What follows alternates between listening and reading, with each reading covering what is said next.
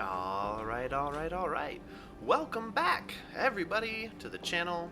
My name is MurphTurf, and welcome back to my playthrough of Torment, Tides of Numenera. Come, explore this torment with me.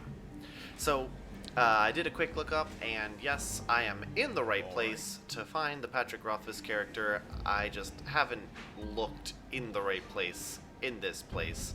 That's fine. I know where to go now. It's the last spoiler I'm giving myself, the only spoiler I'm giving myself. And, at the same time, though, I'm glad I ended up talking to Loss of Self, because I'm excited for this side quest. It seems like it's going to be really interesting. Yeah. But let's go get a Rothfuss character. I think I know where I'm going. I'm gonna walk around up to here. And after I pick her up, I'm gonna go see what Lord Funkin and his weird digging people are all about. I think she might be around here, but I'm not positive. I'm gonna interact with this ruined house. The fallen pile of wood and stone marks the place where a house once stood. Oh, nope.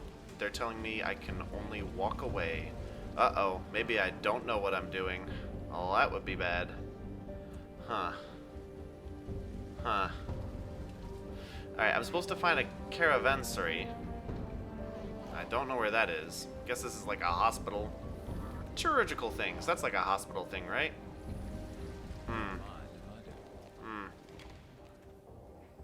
It's only allowing me to walk away. Interesting. Very interesting. Nah, I'm gonna find it. I'm gonna find her. I am going to find her. Where else could she be? Over here at this ruined house, maybe? No. No, it's not there.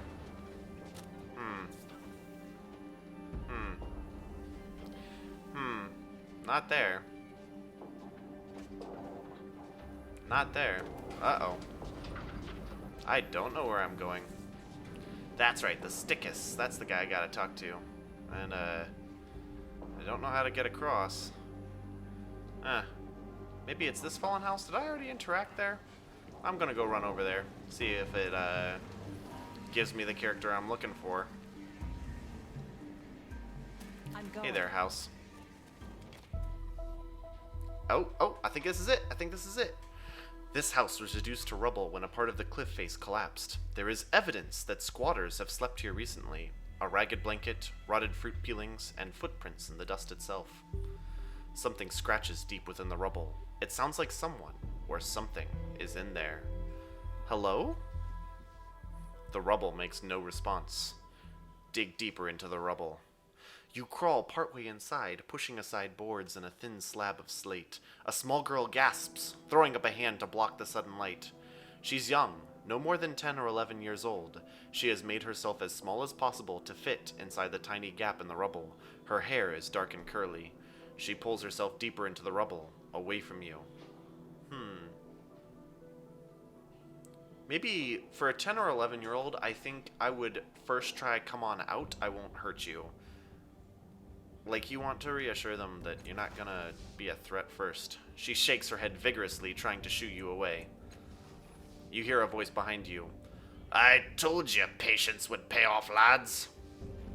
Oh, where'd these guys come from? Some thugs stroll over. They all carry weapons at their sides, though they walk with the cocky assurance of those who don't expect to need them.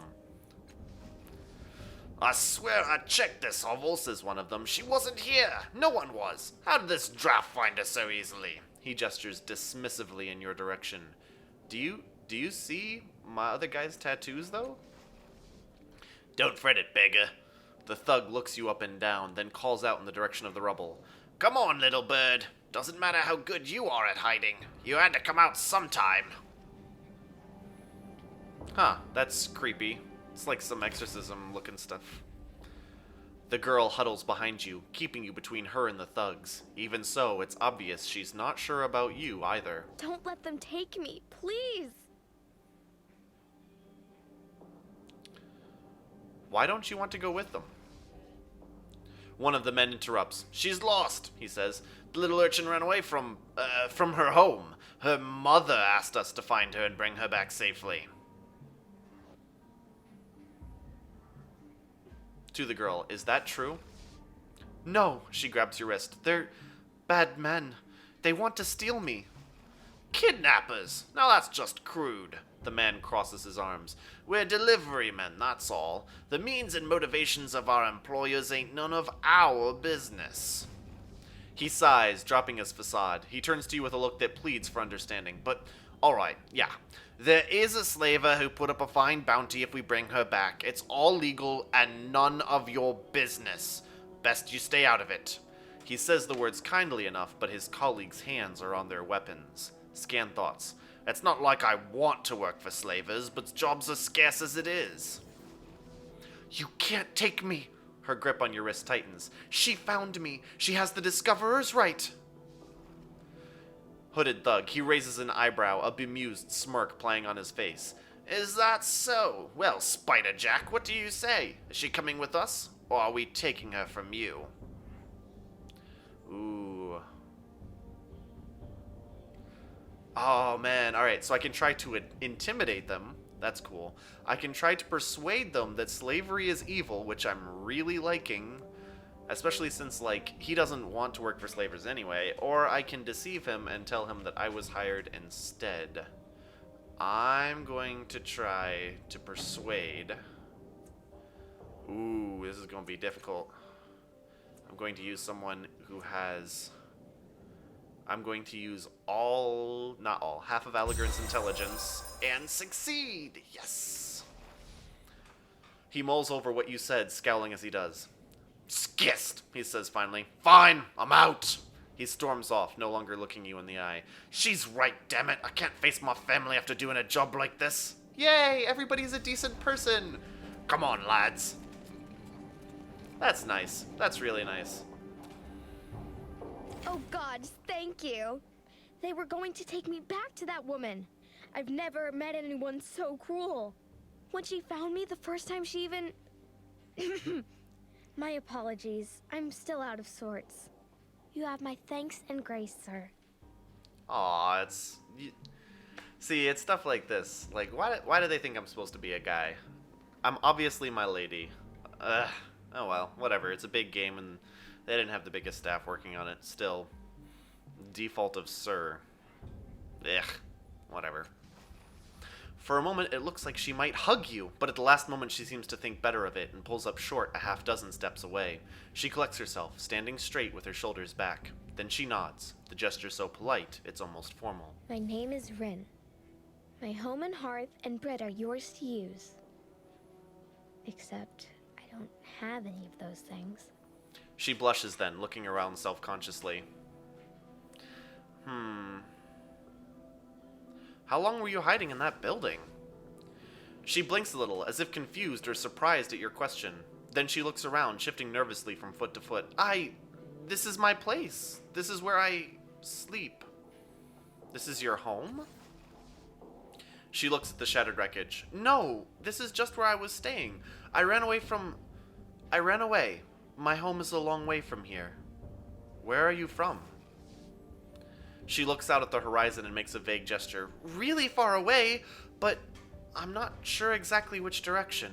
She looks around a little, almost as if she were seeking a familiar landmark. It has to be a long way from here. My home isn't anything like this. There were trees upon trees. The trees here aren't trees like... The young girl squints off into the distance. After a moment, her eyes go distant, and you realize she probably isn't going to finish her sentence. What's a little girl doing all alone here? The girl looks up at you, her forehead creasing a little in irritation. My name is Rhin. But then she hesitates and looks down, blinking. She reaches into her pocket absent-mindedly. Did I forget to tell her that? She stands there motionless for a second, then stops and looks up at you again. No, I think I did. She looks up at you. I'm sorry, she says. My name is Rhin. My food and fire are yours to use before you go. Without seeming to realize what she's doing, the girl brushes her hand through her hair, and you see the side of her head has been shaved. Large stitches run up along her scalp, holding together an ugly cut longer than her hand. The wound is purple and angry looking, only just beginning to heal. It can't be more than a week old. Ugh. What happened to your head? Her body grows tense for a moment, her eyes darting around as if deciding whether or not to run away. She glances at the rubble where she had hidden from the thugs. She relaxes, though her eyes are still wary. I was running away. There were some people. Bad people. I ran away and got hurt. Who stitched your head back together after you got hurt? For just a moment, her eyes flash with panic again, and they dart around like she's getting ready to run. Then she touches the side of her head gingerly. I don't remember what happened exactly, but I got away, and I ran, and I ended up here. Your scar looks pretty bad. Are you okay? She makes a dismissive gesture towards her temple. It's fine. It looks a lot worse than it is, and a lot better than yours anyway. She smirks, touching the side of her head. The haircut is pretty awful, though, isn't it? I don't think they really needed to shave quite this much, do you? I don't know. I think it looks dashing. Fashionable, even. You might start a trend. She gives a wide grin. I'll be the envy of every homeless waif in this entire... She gestures grandly at the landscape, then hesitates. Barrow? Her grin fades as the word comes out of her mouth. Sorry, I meant Barrow. She pauses, then says, I know that's not the right word. I meant Barrow. Oh, that's neat. Her grin is entirely gone now, and her hands make fists as she looks down at the ground, concentrating. Her lips move, and at first you can't hear anything except for the hint of a whisper. Finally, her body relaxes. Yes. Neighborhood. That's the word I was looking for. Neighborhood. She looks up and gives you a shaky smile. I offer apologies. It's been a long day.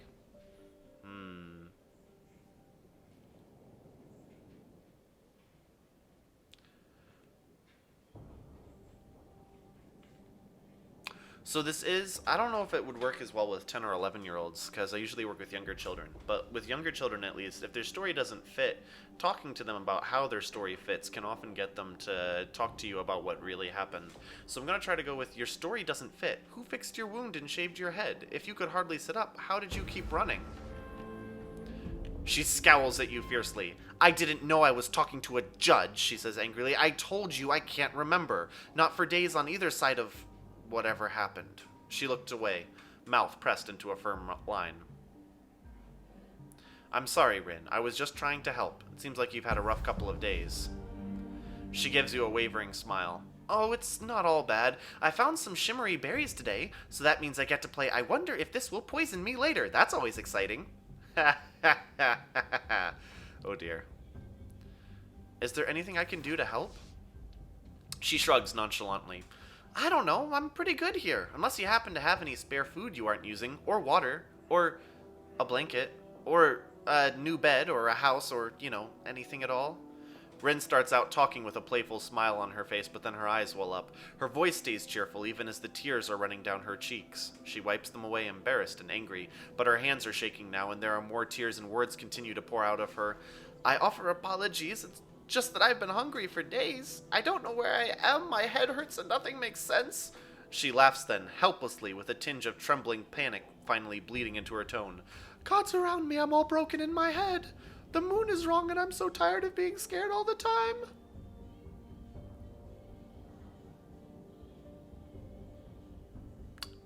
Alright. I know she can join my party. And I want her in my party. It makes me... So here's the thing, right? Like, you don't just adopt a child off the street. I don't know, maybe you do in, like, medieval fantasy, sci-fi magic world, but not in this world. Like, it's not how things work. It doesn't go well.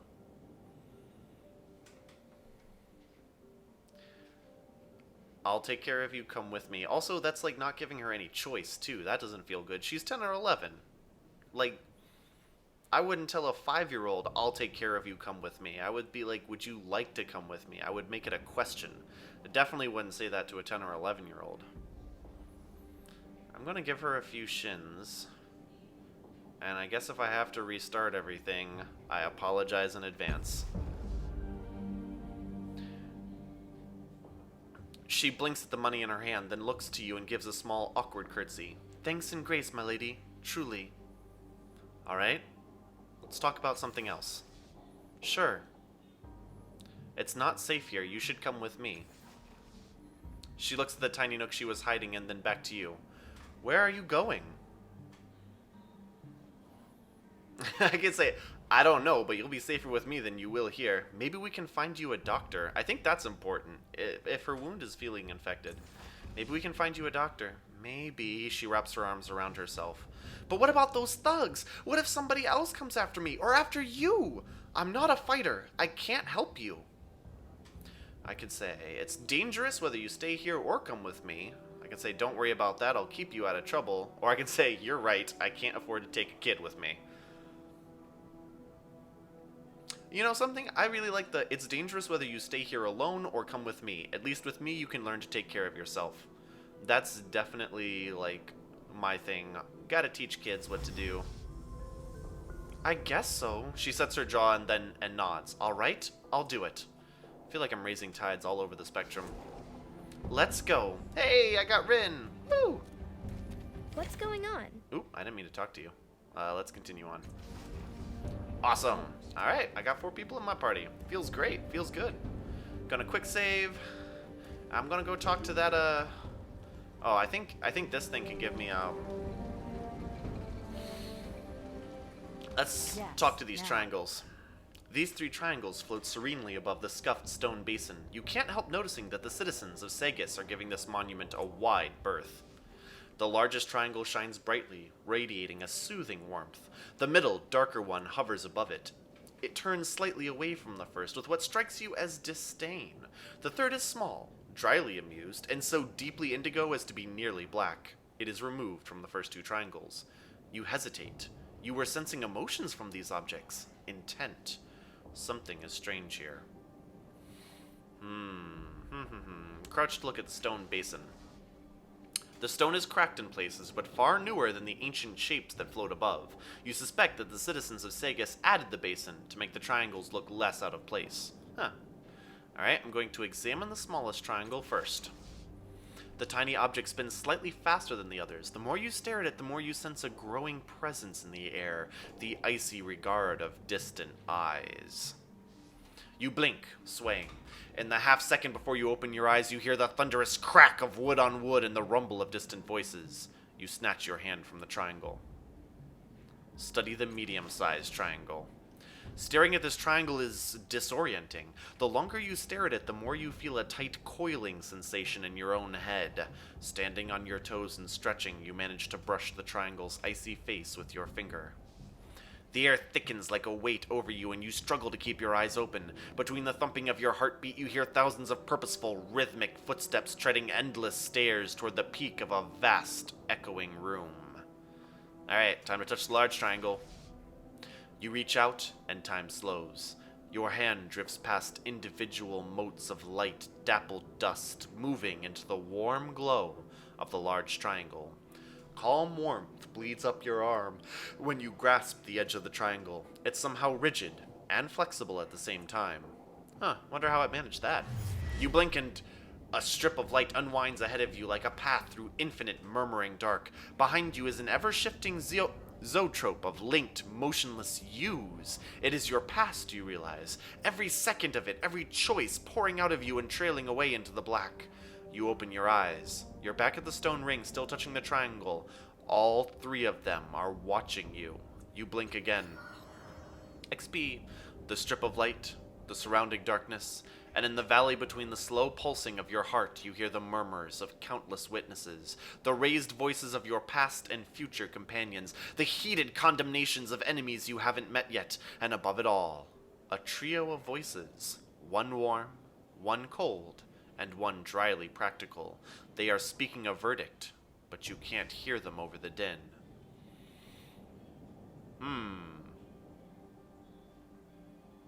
I want to hear what they have to say. Shout for silence so you can hear the judges. You bellow into the dark, clenching your fists, and the crowd instantly falls silent. So do the judges. In the echoing silence that follows, you realize that you are alone. You always were. You stride on. The path unravels before your every step. Your past unspools behind you. I'm going to step off the path. You step into the dark and the path shifts obediently to follow you. Your choices define it, and not the other way around. You open your eyes. The 3 triangles hang in the air exactly as they did before, unmoving and silent. The vision is gone, and yet you can still feel the choices you've made curving away behind you like a string of jewels. You straighten, moving into the future, breath by breath. You suddenly notice a message carved into the stone ring beneath the triangles. Judge yourself. As you watch, it slowly fades away. Ah, that was cool. It's a plan. Either Aiden Citabo. Whoa, that was intense. The large, muscled man is practicing some form of martial art as you look on. He is wearing an old, white, rough-woven coat with the sleeves torn off and a red bandana is wrapped tightly around his head.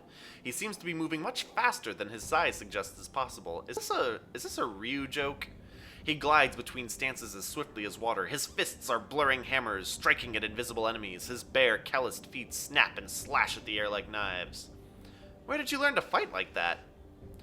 By challenging the deadliest creatures and studying their killing blows, he says. I lack claws or teeth, but I do the best I can. You're very fast. Yes, Aiden says.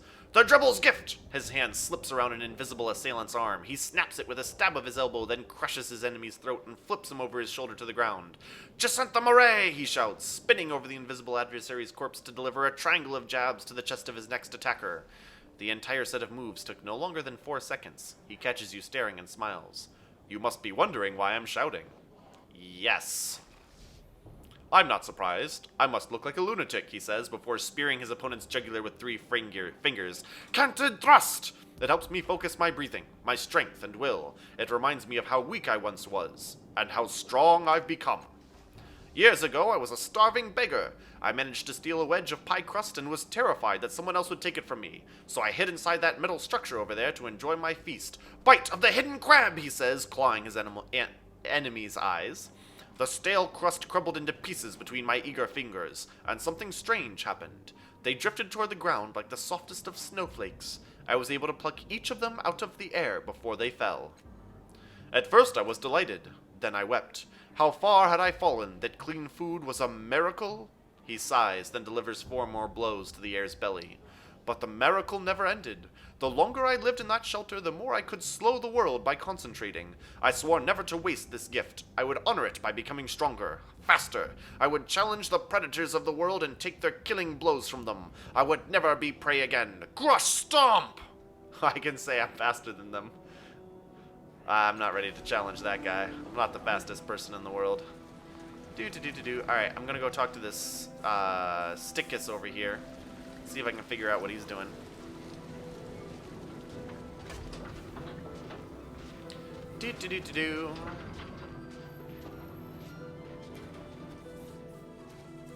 Quick save. Hey there, Stickus. Oh, Rhin? Rhin, are you coming? There she is. Huh. She moves a little slower than everyone else, too.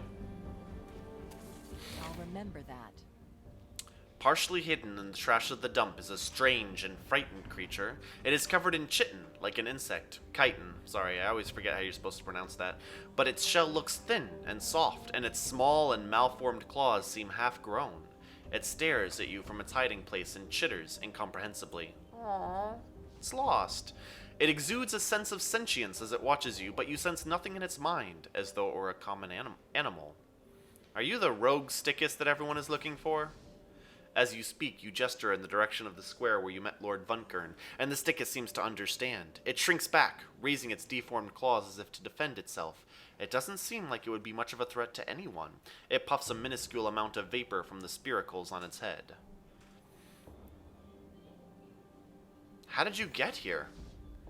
It weaves its head and clicks its claws, then pauses as if waiting for a response. The odor of ozone and stale air surrounds you.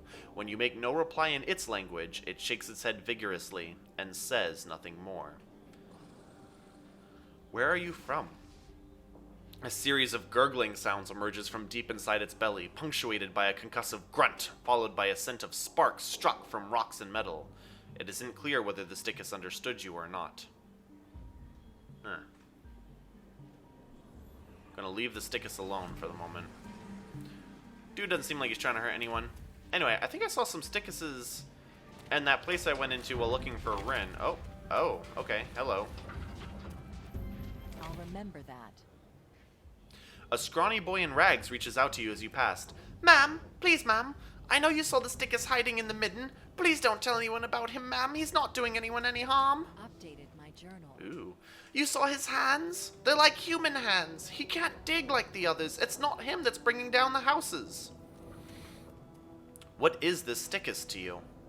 We found him, ma'am, my sisters and I, and he was so pitiful, near to starving, near to dying. We've been feeding him ever since, but we've got to get him out of there. The neighbors will find him soon, and that'll be the end of him. Scan thoughts. He's family, every bit as much as Nim and Avina. Aw. You feed him power cells? Sticka eat electrical energy, and we can't find nearly enough. He's starving. Do you have a plan to help him escape? No, ma'am. We can't just walk him down the street or that fat little lord would see him, not to mention the neighbors, and they'd kill him for sure. People are looking for him. They say he's dangerous. But he's not, ma'am. I'm telling you, he can't dig. All he wants to do is go somewhere safe. Maybe I can find a way to get him out of here. Could you, ma'am? That would be wonderful. If you can find the other sticker, maybe they'd help him. I heard that some of them are down in the underbelly, but I've never seen them myself. I'll try. Thank you, he smiles. I had a feeling I could trust you. Huh, I wonder if that's that whole gold tide thing going on. Good fortune to you, ma'am. Can I look at my tides? How do I figure that out? Character sheet. Yeah, my dominant tide right now is gold. For empathy, compassion, and sacrifice. That's cool. That sounds like me. I like being a caring person. Oh, cool. I'm like surrounded with gold shit and stuff. Can I actually look at my tides? No, right, you can't. You just like gotta trust them a little bit. All right. Yeah, I do want to help the stickus. I do have compassion for things. On it. I don't want to leave the poor stickus to just rot away in a midden heap. So I'm guessing that goes into the underbelly then. Yeah, tunnel to the underbelly. Alright. Yep, let's finish the stickus quest. That wound looks terrible. You had a healer look at it? Right? Oh, yes. I collected every dirty rag and scrap of stale bread I could find to pay her, too. Ha ha ha. I'm sorry. Could I donate a rag as charity? Wow, really, Alagern? Aw, okay. That's cute. She liked it, though. Yes, now. I like Alagern. I'm glad I decided to go with him. Even if the fanatics were a bit much. Yo, the underbelly looks really freaking cool, though. Like, just, like, look at this. What is this? Freaking awesome, though, whatever it is. Anyway, there were, like, some stickus up here. Sure it's safe. I'm not sure it's safe, actually. I kind of ran away from this the last time I was over here. Hey there, Chiquette. You look like a stickus with a name. This massive creature looms over you. A scent like lightning in an underground cavern washes over you, and it reminds you of nothing so much as curiosity. It chitters and rumbles, waving its large claws through an expressive dance. Something about these smells, sounds, and gestures seems familiar, a niggling itch in the back of your mind. At least you remember the taxonomy now. This is a stickus, a huge, burrowing insectoid. It points to itself and says, "Chiquect!" It follows with another stream of high-pitched noise. You almost have the sense of the language, the structure, the feel, the sound and scent. The itch in your mind intensifies. You can feel the memory of the stickus language waiting to reveal itself. I'm gonna do it. I'm gonna try to remember. Oh my gosh, I don't have any more intellect. Oh no, I don't think this is gonna work. I really need to take a nap. Oh man. Failure.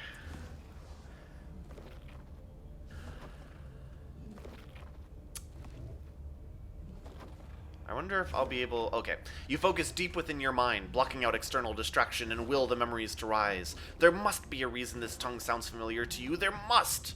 But try as you might, you can only conjure the image of a small box flickering impatiently in front of you. No other thoughts attach themselves.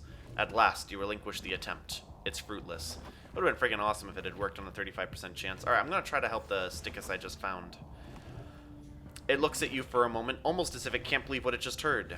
Is weak. Outcast. Not feed self. Burden on broodmates. Should be dead. The odor that rises from the Stickus is dry and musty, the scent of an insect's corpse curled on a windowsill. It's disgusting. Persuasion. Weak or not, it doesn't deserve to die at the hands of a mob. It's your kin. Oh, 5% chance. No, I can't do it. I can't do it. There's no way. Oh, no. No. Some life is drain. Parasite. Contribute nothing. If Sticka save outcast, will starve and die anyway. It pauses. Human kill outcast? Useful for all. Will reward. That's all for now. Farewell. Alright, I need to go take a nap. Like, I feel really bad that I think I just kind of failed this quest. And my character has an awful lot of an intellect that I just can't use at the moment because I need a nap. And I can come back. I guess I can try again. Who knows if I can try again? Might be that that's it. That's the only chance I have for the Stickus. When was the last time I quick saved?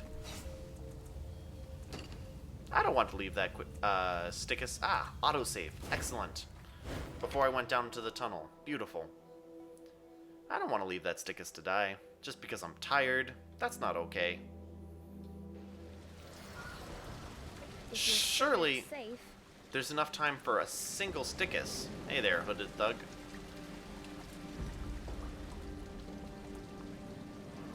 Alright, so now I need to find an inn, I'm guessing? A sleep location. Yeah, there's none here. Let's go back.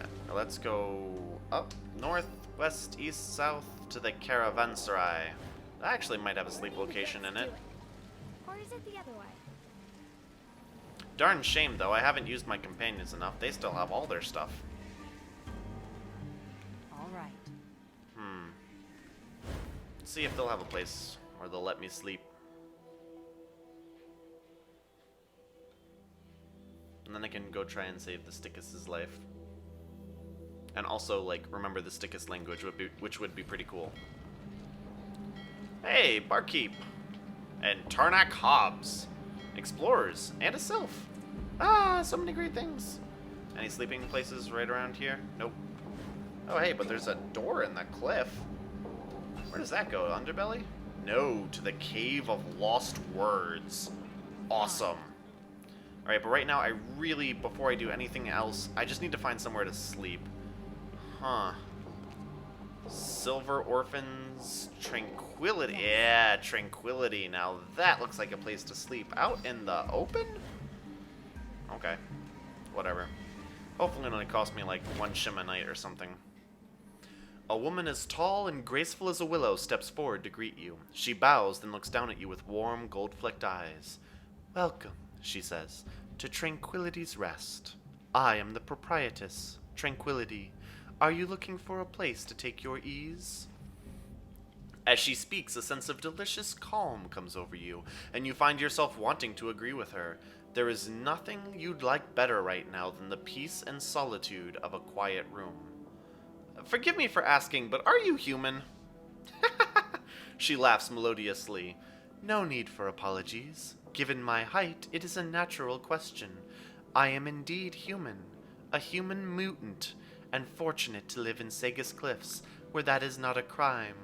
There are very few places in this world where someone like me would even be allowed to clean a hostel, let alone own one. Good for you. Glad you figured this out. Tell me about your place. She smiles. It is the most peaceful inn in Sagus Cliffs, with the most beautiful views. All the rooms face outward, so that the bustle of the caravanserai is invisible and inaudible. All you see is sky and sea, and the roofs of the city far below you, and all you hear is the breeze. I am the sole owner, and I have been offering solitude, security, and discretion to travelers for 20 years. You will never have as sound a night's sleep as you will when you stay here. Alright, this sounds scary, but I really want to get my intellect back, so I'm going to give it a try. Tranquility smiles. I'm so pleased. I'm sure you'll be most comfortable.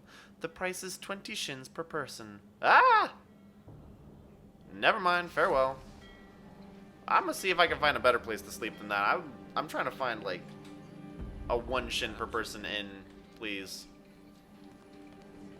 Just gonna keep on looking. Run around the city, finding a place to sleep. That's reasonable, right? I've had a very busy day. I crawled inside my mind and freed some people from a time clock and saved an orphan. My friend, Uh-oh. Fong at the Order of Truth, was looking into something for me. Oh? I'd like to stop by there. Problem is, most of the priests and I don't get along too well. They might not want to talk to me. Why won't they talk to you? Like I said, we don't get along. Probably because I called them out on their timidity and their bowing and scraping to the slave families, but hells, maybe they've forgotten. Scan thoughts. Frauds, all of them. They care more about advancement than actually helping anyone. Alright, I'll ask them. That's definitely something I want to do, though.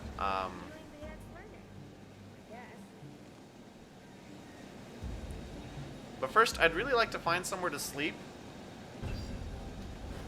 Please? Of course. What's this place over here? Is this that temple? These are ambassadors.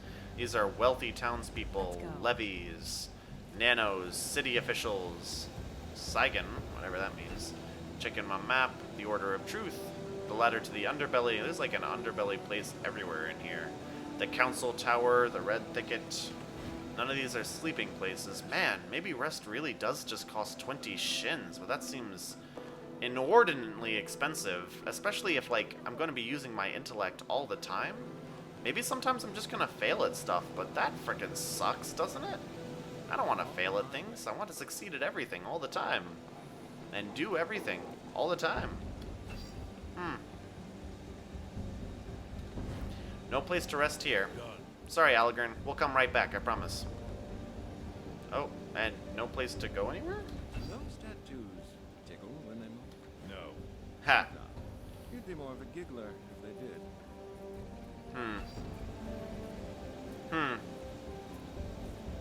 And no transition except to the underbelly. I'd rather not have the underbelly be the only place I can go to that will give me, like, a place to sleep for less than 20 shins. It's looking that might be the case. I'm going. Like, don't you have a not as rich part of town that isn't just, like, the Underdark?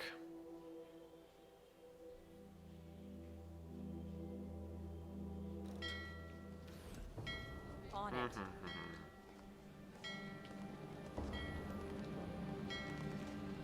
Alright, anywhere else I can go here other than to the Cave of Lost Woods? No, it's just a rest spot. Ah, I can go up these stairs. Sure, it's safe.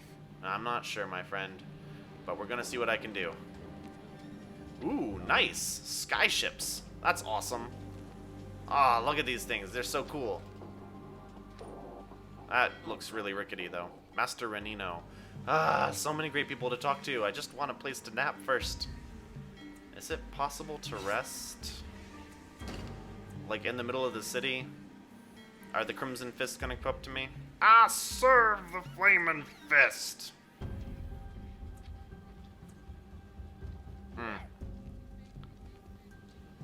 I guess I also need a few levels. That's also gonna be a nice thing, is once I get some levels, I'll be able to do stuff without having to rest all the time as well. Ah, frig it. Whatever. I don't want to spend my whole time looking for an inn. Hey there, Tranquility. 20 shins per person it is. Now, hopefully that'll only cost me 20 shins. I'd like a place to sleep. Give her the money. Ah, man, it did cost me a whole 80 shins. Well. Ooh, right. Okay. So, I'm gonna go save that thing. Tiber just reminded me that if I don't save his friend soon, his friend is gonna be dead. So, looks like with the intellect I just got back, I'm going to go save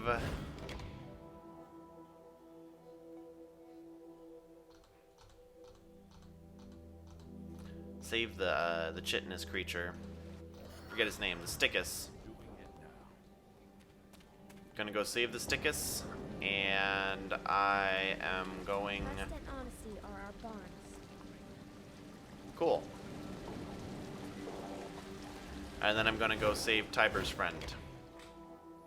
And hopefully my 12 intellect will be able to hold up long enough to do those two things. Fair enough.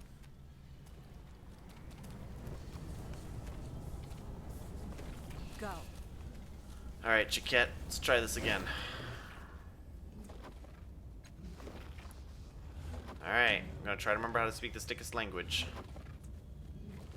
Gonna give myself a 55% chance. Yes! Success! With only 1 extra point spent.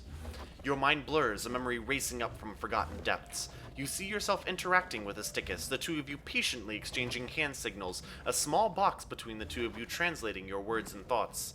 Each time it conveys a thought or concept, the device sends a stimulus into the appropriate parts of your brain, and electricity into your limbs, making you a marionette. Your muscles twitch in sympathy with these memories, and you realize that the Stickus tongue is a jumble of scent, movement, and sounds. With the memory, information pours into your mind as if a plug had been removed. The smell of granite fills your nose. As you return to normal consciousness, Chiquette leans forward. Chiquette smell granite! Knowledge! It rumbles. Its spiracles vent a minuscule trace of gas. The Stickus looks at you, and its body posture and slight movements indicate a question. Does human speak Stickus? Your muscles remember, and you twitch the proper response. Chiquette huffs the scent of lightning. Never speak Chiquette to human soul. Heard memory from elder, not believe.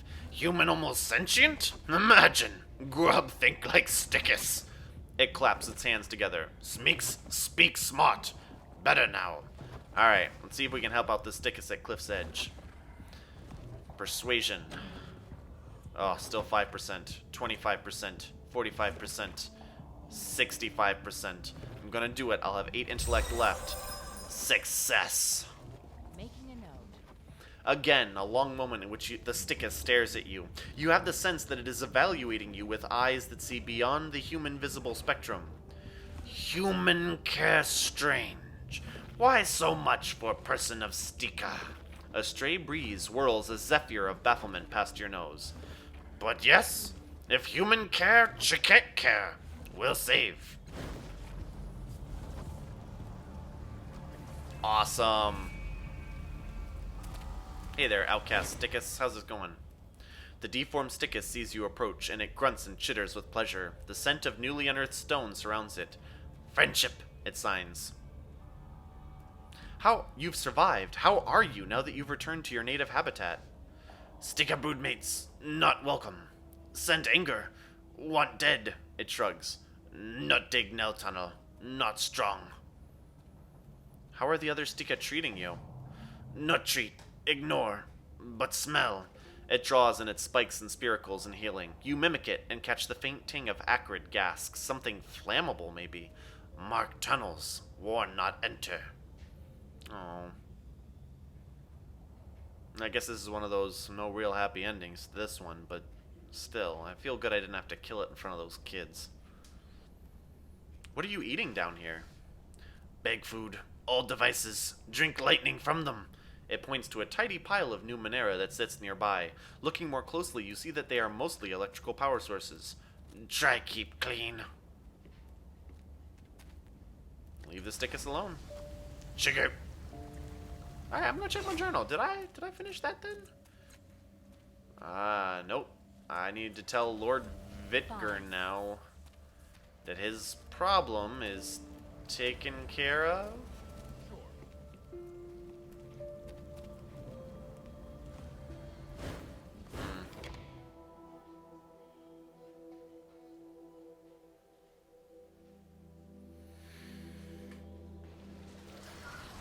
Alright.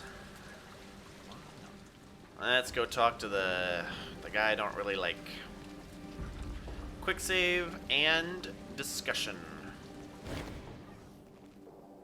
He smiles as you approach him again. The likely one is back. Have ya found the Stickus yet? The stick has escaped. Other Stika dug a tunnel from below to free it, or the Stickus has escaped. I set it free. He frowns unhappily. This is most disappointing. How did they even know it was there? Very strange, he sighs. Well, I thank you for trying, but sadly I cannot reward you for finding the Stickus when it is lost. My apologies. Scan thoughts. A fantastic opportunity gone. Such a pity. That's cool. I'm fine with that outcome. Not the greatest outcome, not the most desirable perhaps, but I'm fine with it. Everyone's just like so disappointed. All just leaving. It's fine, yeah, get lost. Get bent. Algern leveled up, that's fun. I'm gonna do his level up off screen though. All right, Rhin, you can do this. That's right, Rhin. You can do this. You can run up those stairs. Actually, I'm gonna talk to this guy. He seems like a doctor. Are you a doctor? This old man's skin is covered in a makeup painstakingly drawn to resemble dark stone. His eyes widen briefly as he notices you, and his face and neck hardens into actual obsidian for a moment. Then he smiles and nods at you, his features mobile once more. Welcome, welcome, he says. Sorry about the stone. Polymorphic flesh modification, you see. I didn't see you walk up, and I assumed you were going to cut my throat and take my chirurgical parlor for yourself. Hey, the day's young. Aw, I raised my silver tide. His face flashes into obsidian for a split second before flushing into copper. The old man is blushing. Apologies, apologies, he says. I knew you were joking, but the modifications are touchier about such things, and really I'm glad they are. If I were a younger man looking to make a name for myself in this city, I'd kill me too. Certainly she's joking. If she's not, well, the strongest will survive, I guess. My chirurgical parlor is a marvel of the prior world, you see. Just pick an item or a service, pay my outrageous fees, and after only a short to long period of fairly safe but indescribable agony, you walk away with some horrible Numenera bits whirring away inside you. He pokes a few buttons on a device strapped to his wrist, and lights twinkle across its length. A dark, glassy lens focuses on you. Well, interested? I can't help noticing that you're a very honest man. Well spotted, he says, nodding. Clear streaks of quartz run up his prominent cheekbones, revealing the muscle beneath. It's a side effect of my modifications. Couldn't lie to you if you begged me to. He shrugs. Honesty is usually a hindrance to a businessman, but people seem to like it. Scan thoughts. It's a blessing, in my opinion. Nice, I like that. How did you come to own this parlor?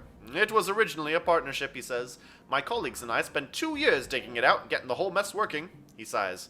Of course, we had to test the drones before we tried them on anyone else. Customers getting skinned alive on opening day is bad for business. Turns out, that was a wise move. Gorna chose an intelligence modification and the drones cut off his head to work on it more directly. Mior picked strength and the drones sliced off her arms. They defaulted to sever in those days. He smiles fondly. Anyway, 6 partners later, I was the sole proprietor. I worked out the kinks and here we are, with no fatalities in, he thinks, months. No fatalities in months. Scan thoughts. The strongest survived. Of course, it might not have been me, but, well, it was! I like this guy. He's funny. He looked at the death of all those people working with him and can laugh about it. This game is horrifying, isn't it? Show me your list of items and services. Of course, he says, tapping a few buttons on the broad device encircling his wrist. The lens beams a cone of light directly into your eye, which immediately begins watering. Blinking, you see a menu of items, seemingly hanging in the air. The clawed gauntlets, the jagged memory, the encroaching darkness? What are blood nanites? The Numenera analyzer sounds safest. An artificial eyeball? Really? How painful are these procedures? I want all of these. Alright, the clawed gauntlets probably won't help me. Jagged memory might. What are the encroaching darkness and the blood nanites? Numenera analyzer sounds safest and useful. Artificial eyeball could be really useful. What's the jagged memory? This, he says with a raised finger, is a tricky one. It's a mesh that fuses through your skin, leaving jagged marks like tattoos. When you attack, you'll always hit your enemy's old wounds, even if, they weren't there before. Told you it was a tricky one. He beams proudly. Yours for 110 shins. No, thank you. Your loss, he says. Interested in anything else? Alright, I'm gonna come back to this guy after I have a lot more money. Ah, so many people to talk to. So little time. Like, who's this guy? Finzen? Hey there, Finzen. Who are you? Everything about this slender young man says thug, from his scar-slashed eyebrows to the calloused hand hovering over his hip where a dagger would hang. But he doesn't have one. Instead, flour cakes his hands and a single apron string hangs from his pocket. He is, apparently, a baker. Ha! Love it! Stand still, you shine, he says and peers over your shoulder. You follow his gaze to an armored soldier who is loitering in the public square. The levy's been following me for days. Can't even stop for a piss without checking side to side. You sure he's following you? Put it like this, he says, licking his lips. I know when I'm being followed. I've seen him on my track from dawn to dark for 3 days. I ain't done nothing wrong. And it's worse than that, he says, wringing his hands. That's my levy. What do you mean he's your levy? I'm a citizen, he says as if this explains it. When it becomes clear it hasn't, he groans. Every levy is made from a citizen, he says. This one was made from me. Look, I can't explain why, but I know that one's mine. I feel it, right? And now it's coming for me. Wait, levy seems to be very different. I thought they were tax collectors. This sounds like more than a tax collector. Look, he won't leave me alone, right? I gave a year of my life to make him, and I thought that was that. Now I catch him standing in the street outside the bakery, whispering to himself, playing with that carving of his. His teeth graze his lips as he leans closer. He even tried to talk to me. Levies ain't supposed to know where they came from, right? They ain't supposed to know who you are. He wavers, gathering his courage. Could you talk to him? Find out what he wants? Alright, I'll talk to your levy. Yeah, I'm gonna do everything. He nods again toward the armored man who's standing a distance away in the public square. He's the only levy in this district, so you can't miss him. Plus, he ain't smiling like all the others, and he's holding some charred wooden thing in his hands. I'll remember that. You, need anything else?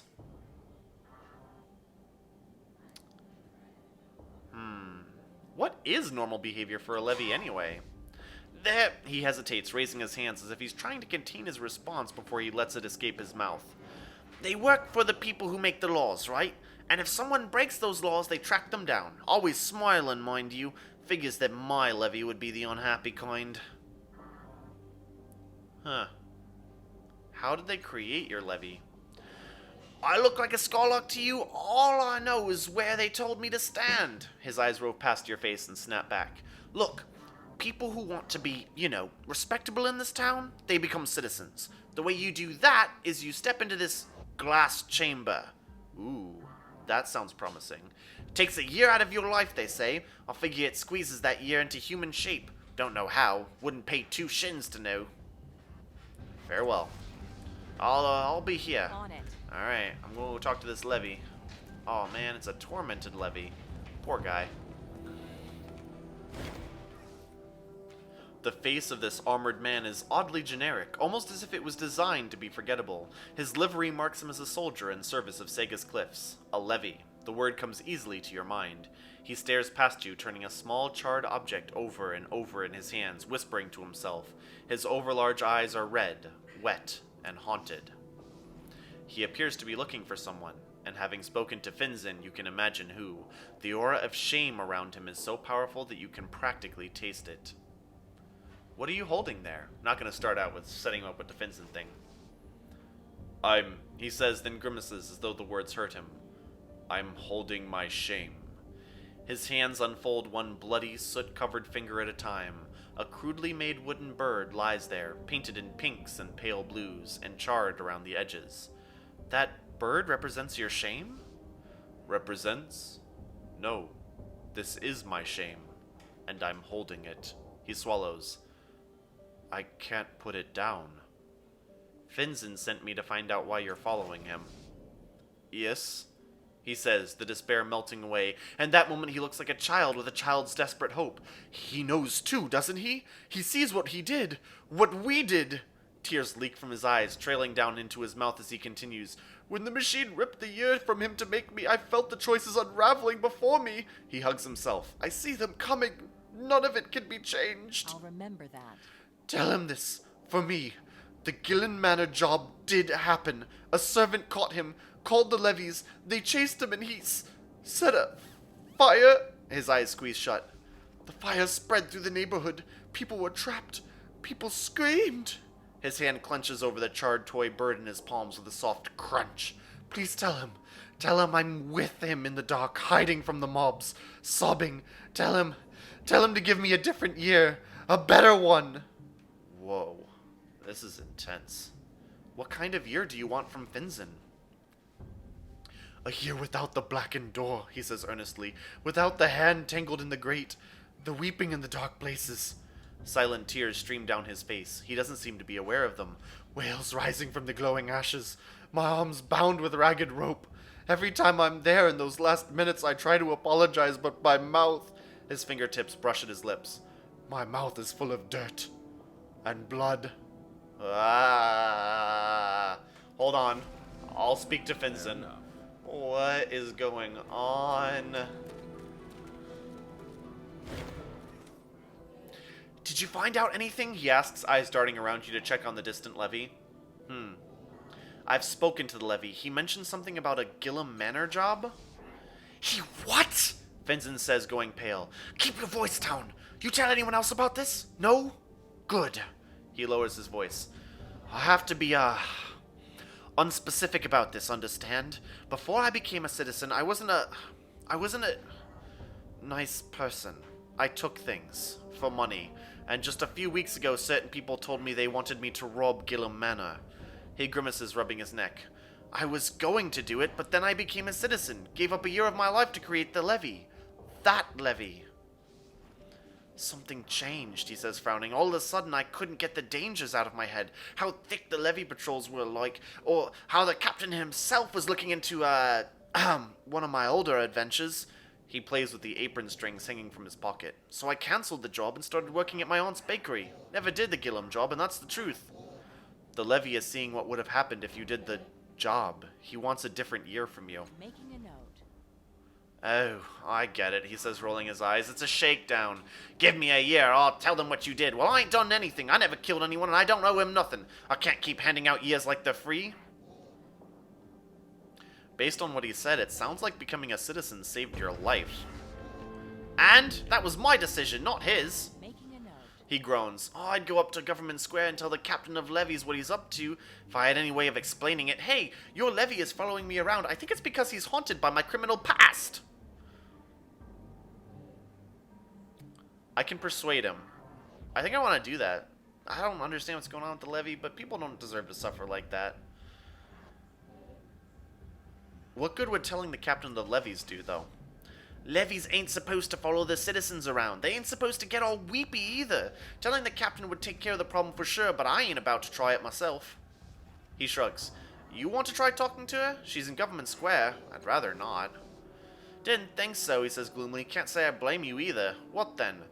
Give the levy another year of your life. You started fresh. He should get the same chance. Yeah, I'm not using me for this. Oh, you are a companion, now have Edge in one of your stat pools, granting you a discount on using points from that stat pool. Each level of Edge grants one free level of effort, boosting your minimum chance of success. When using an ability, Edge reduces the activation cost first, and any leftover points are used for effort. That sounds awesome. I want more Edges in Intellect. So she has a free point. I can get her up to a 65% chance. What about you, Allegern? I can get you up to an 85% chance. What about you, Tiber? Oh, whoa. Tiber I can get up to 100. I want to save Tiber, though, in case I need to use him to persuade people up in the government building. Allegern... Allegern's my meat shield. Let's see. No, it failed! Did I quick save? He's just a copy of me, he says, laughing, and barely even that. I don't owe him a thing. If anything, he owes me. I'm gonna retry. Alright. Come on, Rhin. Yes! Success! It only cost me 1 intellect. I'm down to 7, but I think I should be able to do it. Oh, for what? He says, exasperated. A couple bad dreams? I didn't do anything! He subsides, crossing his arms as if he's cold. Alright, what did he see in this other future? I get caught. Chased around, maybe? You accidentally hurt some people, or you started a fire that killed a lot of people. I'm gonna be blunt with him. How much is a lot? He says, rubbing his mouth with the back of his hand. He sees some of the truth in your eyes and sighs. Cool, raise my indigo tide a little. That. Fine, he snaps. Fine! But I ain't running myself down searching for a way to give my life away. He rubs his eyes. The levy machine's at the Order of Truth. Go talk to the Skarlock since you're so hungry for this. Maybe they can bash something together that'll rip another year from me and give it to him. He grins, but his heart is definitely not in it. Good luck. Alright. Alright, that was fun. And I think we are going to stop there for tonight. Thank you all for joining me. If you enjoyed the video, subscribe, like, leave a comment, all that fun stuff. If you really liked it, go ahead and check out my other playlist where I'm playing through Mass Effect Andromeda, which has been a lot of fun. I have a jetpack, and then I just throw myself around with my mind. It's great. And until then, toodles!